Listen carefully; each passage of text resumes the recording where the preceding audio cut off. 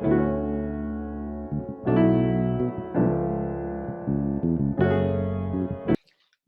going on, guys? I'm Nathaniel, I'm Michael.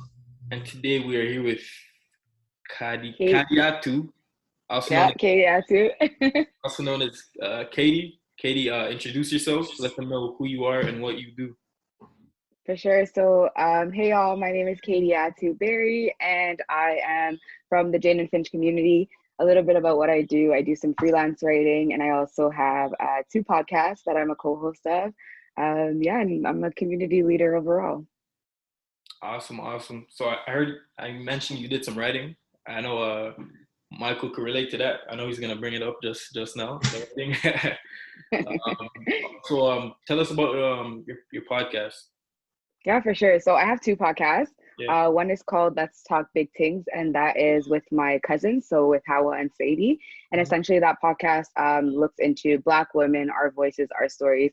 And we kind of just talk our ish, but sharing it through a Black woman's lens. And we cover a variety of different topics, from what it's like growing up in an African household to pop culture. Yeah, it's just all Black women.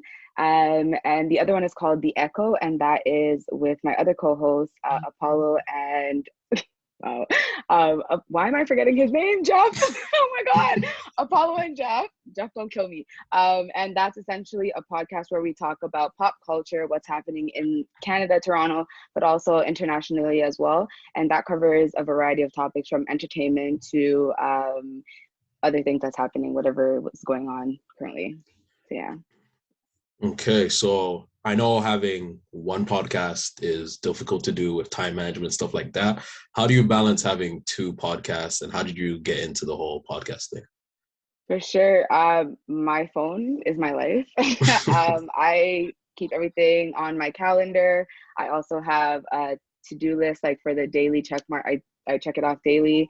So you just got to stay organized, stay on your grind, kind of figure out what needs to be done today and then what could be pushed on to the next day.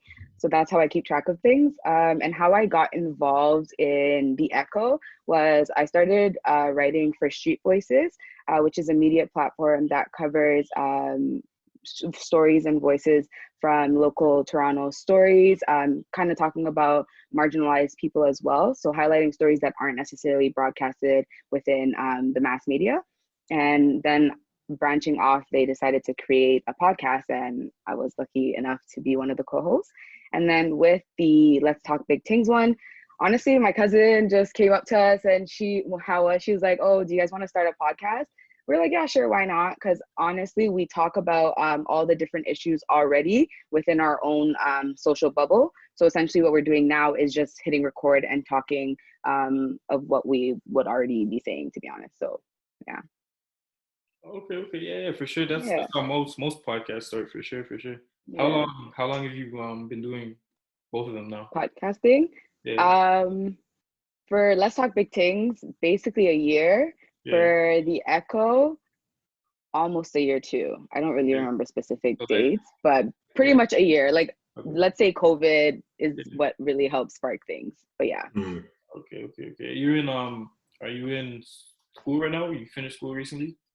Yeah, so I finished school last year, 2020. I graduated at Carleton with a degree in journalism and a minor in women and gender studies. So that was pretty cool. I'm glad I'm done school, because no. Oh, I feel you. I'm here right now and I'm not liking it.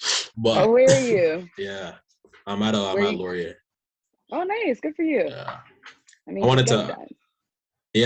last year. I'm ready to move on, enter a new chapter. Yes, we love to see it.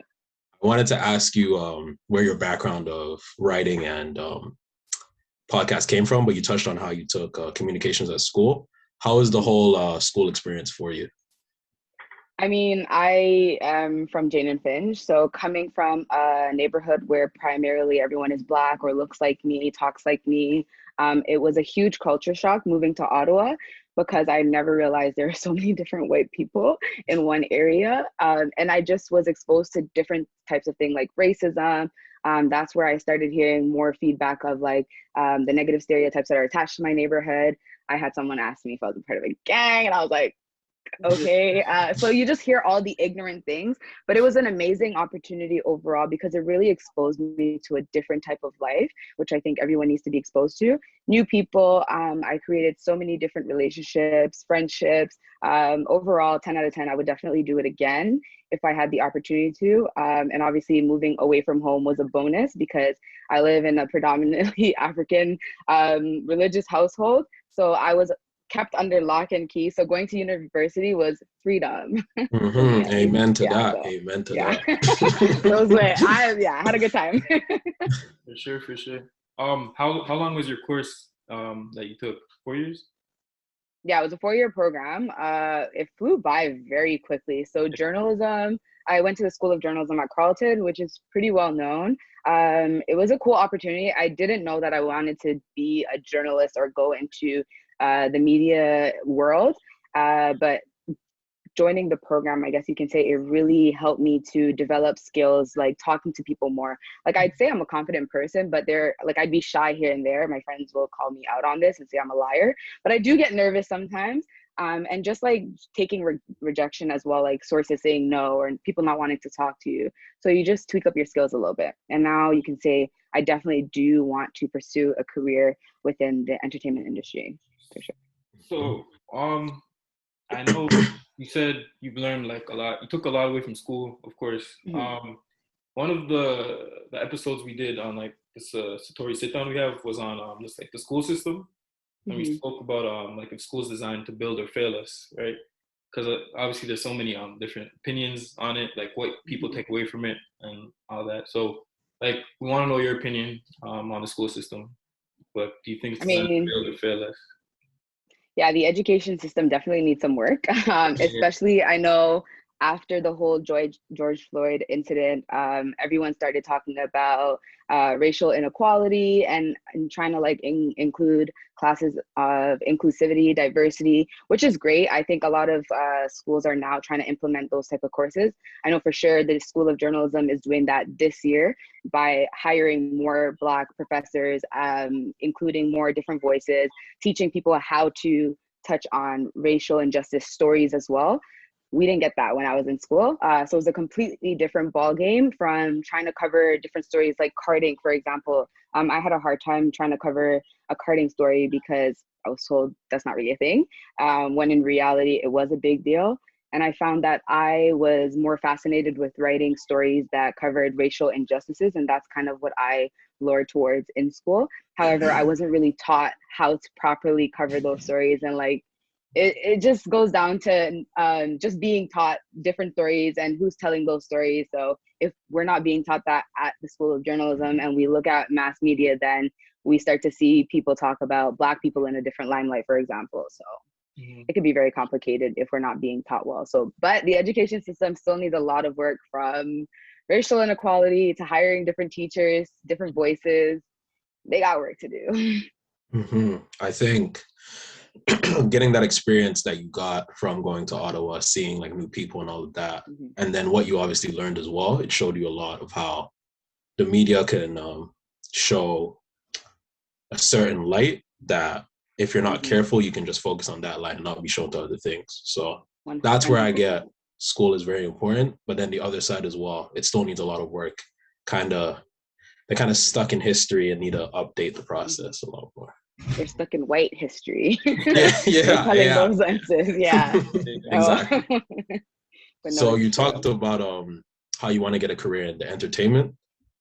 We also see that you do a lot of community work. How did that get a part? How did that get a part of your life, and how do you want to link that to your career? Yeah, so growing up, I moved around a lot when I was younger, but I was pretty much raised here in Jane and Finch, so I call it home.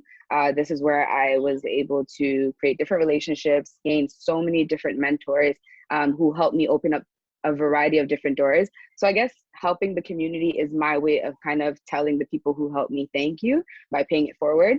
And I do the work because I have younger siblings. Like I'm the eldest of 6 kids. So I know what it's like being the oldest and having to obviously set those, I guess, set the rules, set the tone.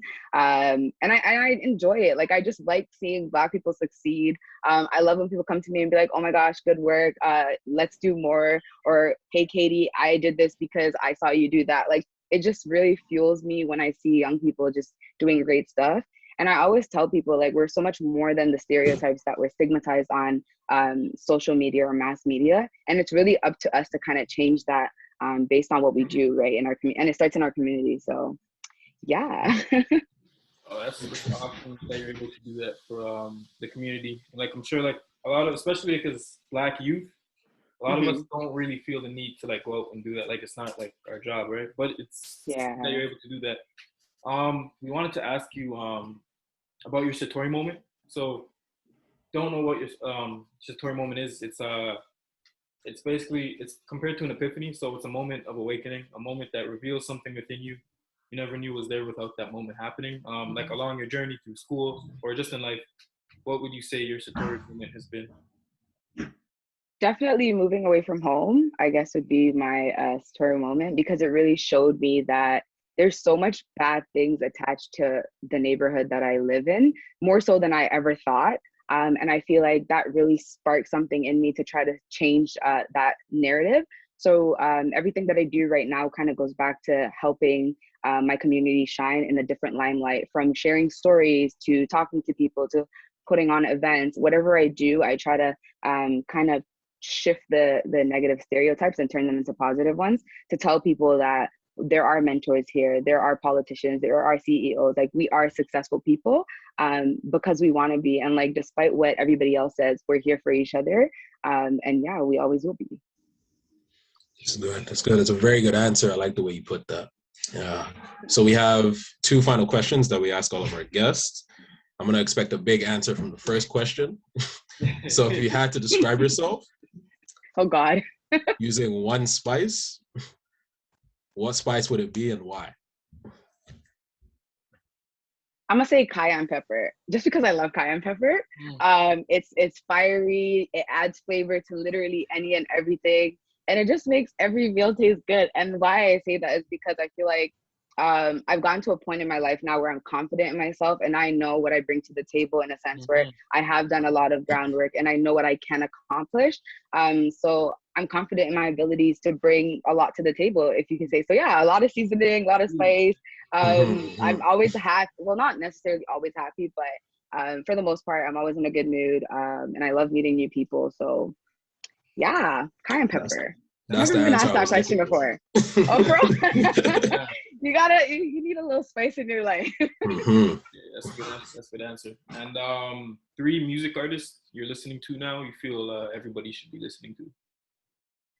Oh geez. I mean, I just listened to Adele because it literally just came out.